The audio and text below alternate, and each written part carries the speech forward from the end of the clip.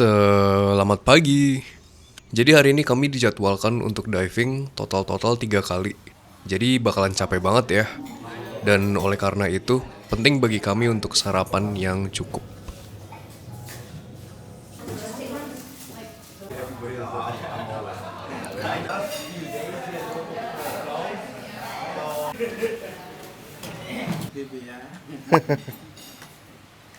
Egi Maulana Fikri.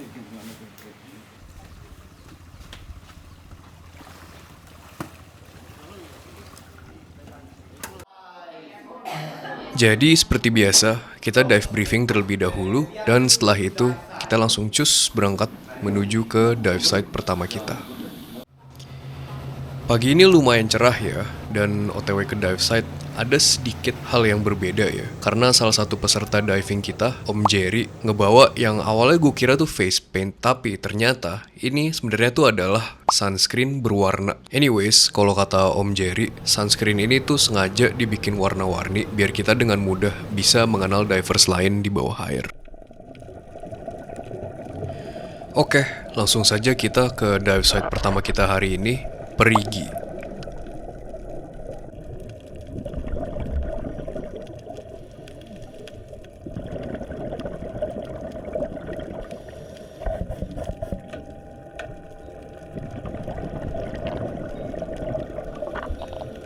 Jadi berhubung dive site pertama kita dikunjunginnya pagi-pagi, visibility jadi ngejreng banget ya.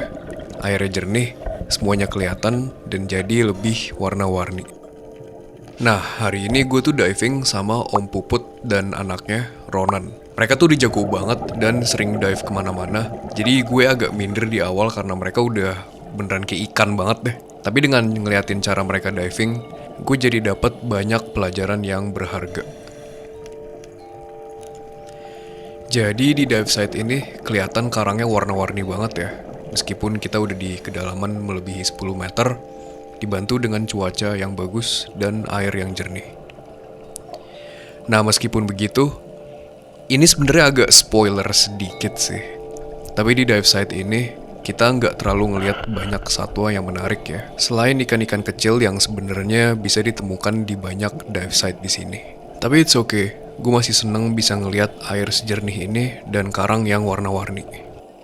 Namun harus diingat, seperti yang gue sebutin di vlog sebelumnya, kalau diving di Alor, atau sebenarnya diving dimanapun itu sih, memang unsur keberuntungan memainkan peran yang cukup besar.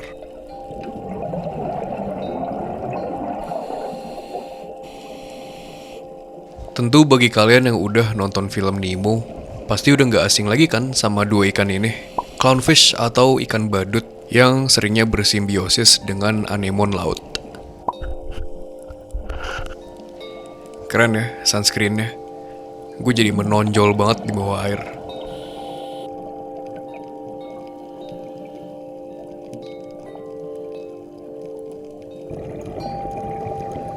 Oke, jadi sekarang kita udah nyampe ke favorite part of my dive, yaitu kita bakal naik lagi ke 10 ke 5 meter.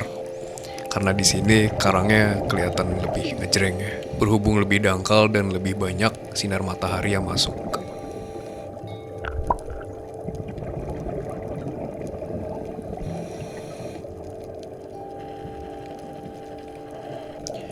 Nah kan tadi gue sempet nyinggung kalau di beberapa dive site di sini tuh emang ada banyak ikan kecil yang bisa dibilang golongan mainstream ya, karena emang dia ada di mana-mana gitu.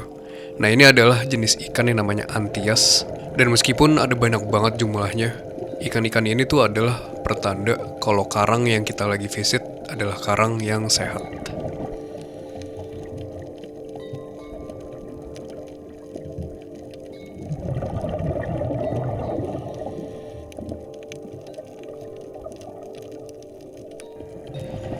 Seperti yang tadi gue bilang, tentunya salah satu forte dive site Alor adalah airnya yang super jernih.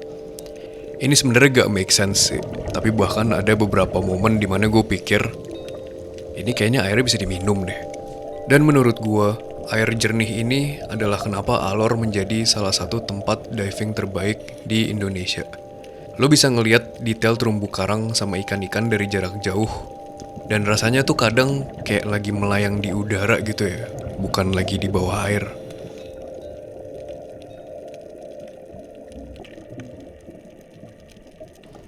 Oke, jadi itulah dive site Perigi. Waktunya kita kembali ke resort untuk makan siang, dan setelah itu melanjutkan dive kedua kita untuk hari ini.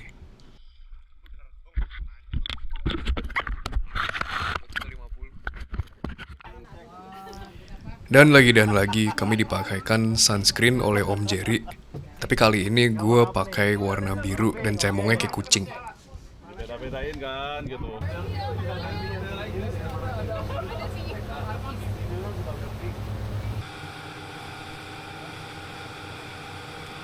Terpantau cuacanya lagi mendung, dan seperti dive site yang pertama, kami dekat sekali dengan pemukiman warga.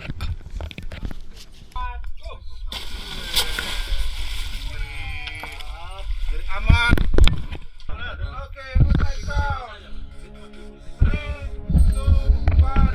Oke, back roll entry dan selamat datang ke dive site kedua kita, Hula.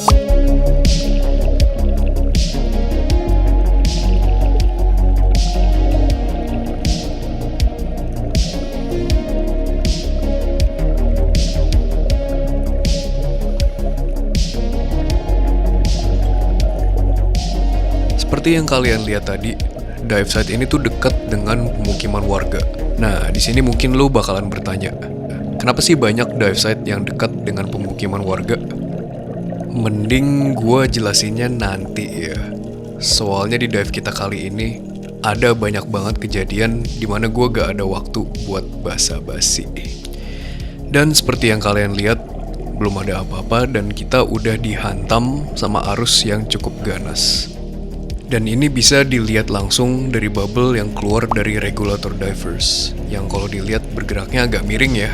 Ini adalah bukti nyata kalau kita lagi berhadapan sama arus yang cukup menantang. Dan otomatis di situasi seperti ini, dive ini berubah menjadi drift dive. Namun, di tengah-tengah chaos ini, kami dikejutkan dengan sesuatu yang di luar nalar. Apakah kalian dengar dengan suara-suara aneh itu?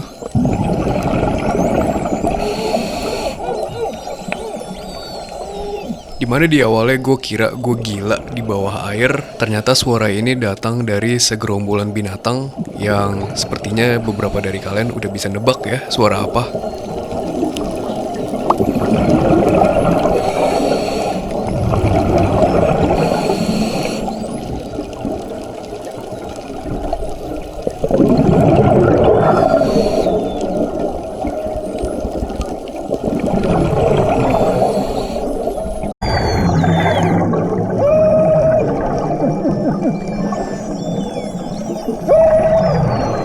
Jadi, of course, ini adalah segerombolan lumba-lumba.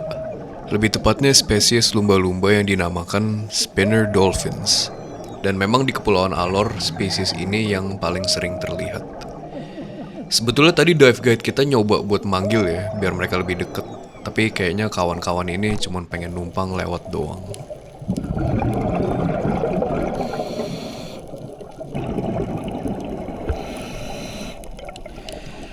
Lagi dan lagi kita ke bawah arus, tapi untungnya kita menemukan celah di mana kita bisa mengumpat dari arus tersebut.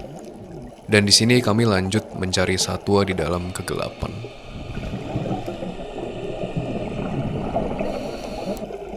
Jadi, di dunia diving, kadang hal yang indah bisa berubah menjadi hal yang mengerikan dalam kurun waktu menit atau bahkan detik ya.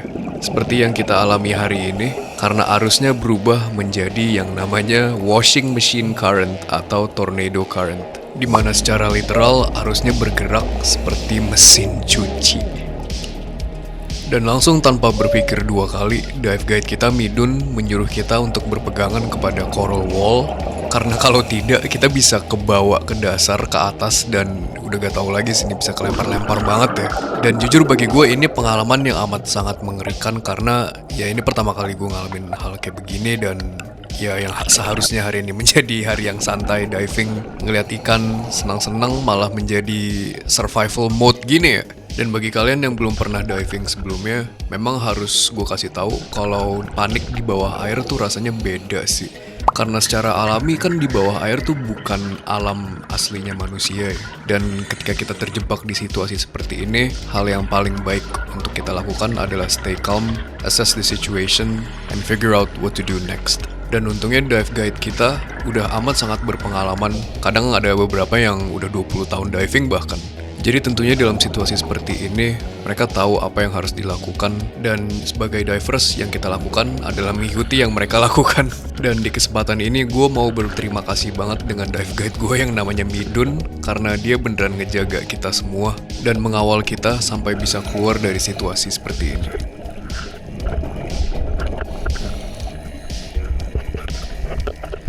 Untungnya arus seperti tadi tidak selama-lamanya, dan kami menemukan kesempatan untuk keluar dari dinding tersebut dan melanjutkan drift dive. Namun di sini pun arusnya tetap terasa sangat kencang. Namun I guess hal positif yang bisa diambil dari drift dive ini adalah karangnya lumayan bagus ya di dive site Hula ini. Amat sangat berwarna, dan tadi gue sempat ngeliat beberapa ikan yang menarik seperti triggerfish. Cuman gak sempet difilmin karena ya kita driftingnya secepat itu.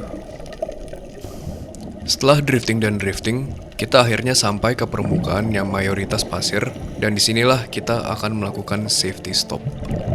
Dari tadi gue ngeliat ke bawah ya karena mungkin ada ikan pari, cuman pada akhirnya gue nemuin ikan ini yang menurut gue lumayan menarik sih buat kita perhatiin, karena kalau dilihat dari warna kulitnya dia hampir sempurna nyaru dengan pasir. Jadi spesies ini dikenal sebagai flounder, atau dalam bahasa Indonesia disebut sebagai ikan datar. Dan tentunya badannya datar guna menghindari predator dan mencari mangsa. Meskipun kita sudah di penghujung diving kita kali ini, arusnya tetap kencang jadi kita masih harus berpegangan.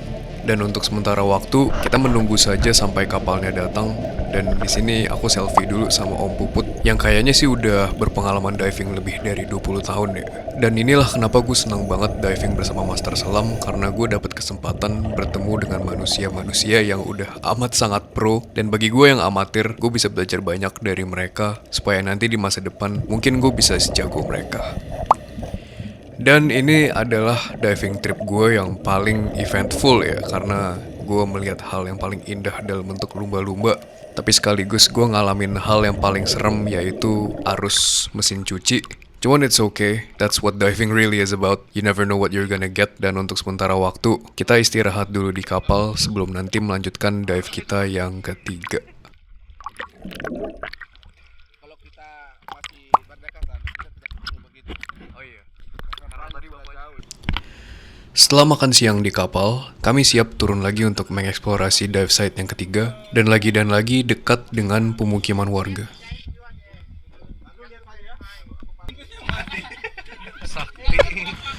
Awalnya gue cukup khawatir ya, karena arusnya bakalan brutal lagi melihat kondisi di atas mendung. Tapi ternyata setelah gue tanya guide, seharusnya sih gak apa-apa. Dan di sini gue nyadar, walaupun mendung, Kepulauan Alor ini masih tetap cantik banget ya guys. Dan gue sebagai manusia kota yang gak setiap hari bisa ngelihat tendangan kayak begini, gue beneran grateful banget sih bisa berada di sini. Dan mudah-mudahan di masa depan bisa dapat kesempatan untuk menikmati lebih banyak tempat seperti ini lagi.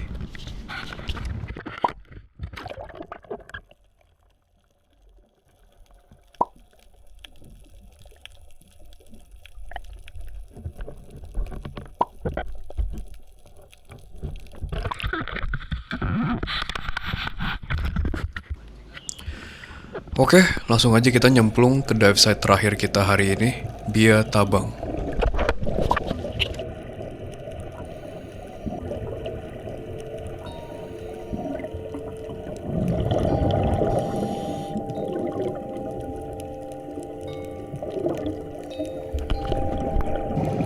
Jadi diving kali ini akan berbeda ya, karena di waktu sore yang mendung ini, site-nya akan super gelap dan secara cepat gue belajar bahwa salah satu gear yang paling penting untuk dibawa ketika diving adalah sebuah center yang unfortunately untuk sekarang gue belum punya.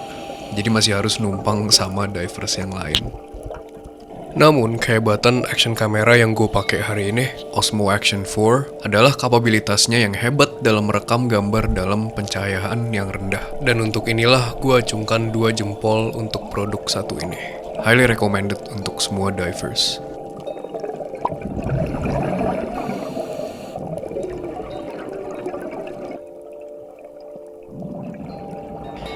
Di sini gue juga nyadar bahwa tidak semua dive site itu sangat jereng yang kita lihat kalau misalnya kita Google terumbu karang ya.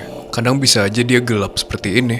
Jadi hawanya dia agak creepy dan vibes-nya tuh kayak lagi gelap-gelapan di hutan gitu.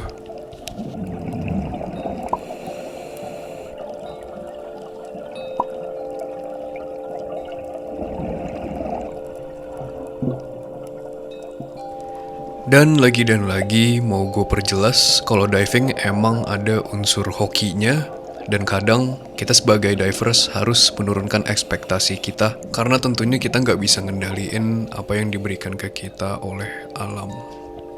Tentunya nggak setiap kali kita turun kita bisa ketemu penyu, lumba-lumba, mantare. Kadang kita cuma bisa menikmati terumbu karang yang sepi aja gitu. Tapi justru di sini sih seninya. Kita belajar buat lebih menghargai setiap momen dan setiap hal yang kita lihat. Dan bagi beberapa divers, emang diving itu adalah the ultimate form of me time gitu ya. Karena kita beneran gak bisa ngobrol sama orang lain kan, itu yang pertama. Terus yang kedua, kita juga terpaksa untuk memerhatikan semua hal yang kita lakukan. Karena ya secara kan kita lagi di alam yang berbeda ya. Jadi kita beneran harus waspada sama apapun itu.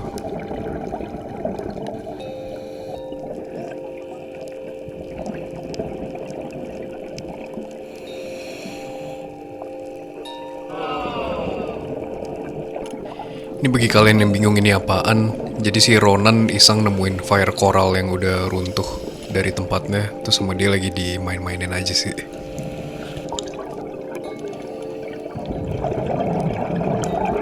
Dan seperti biasa, kalau misalnya dive site-nya ada banyak wall, kita mencari ikan di dalam goa dan celah. Dan di sini gue ngerasa vibes-nya tuh agak mirip dengan night diving ya, makanya gue nyesel nggak bawa center. Ini pembelajaran aja untuk next dive yang sore-sore. Center itu wajib.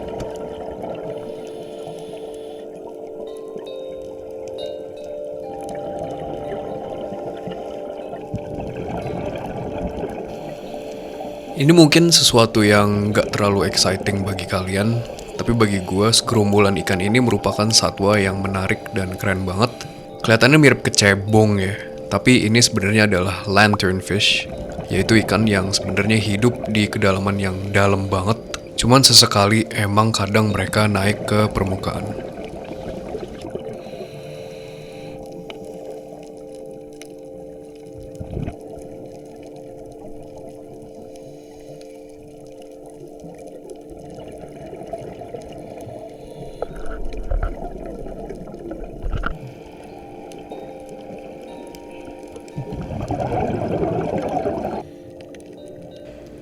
Oke, kita mulai perlahan naik ke 5 meter dan ketemu dengan banyak antias yang merupakan pertanda kalau di sini terumbu karangnya sehat. Meskipun ini sebenarnya ikan yang termasuk mainstream ya di kalangan divers, tapi gue tetap seneng ngelihatnya. Lucu ngelihatnya mereka ngegeng gitu.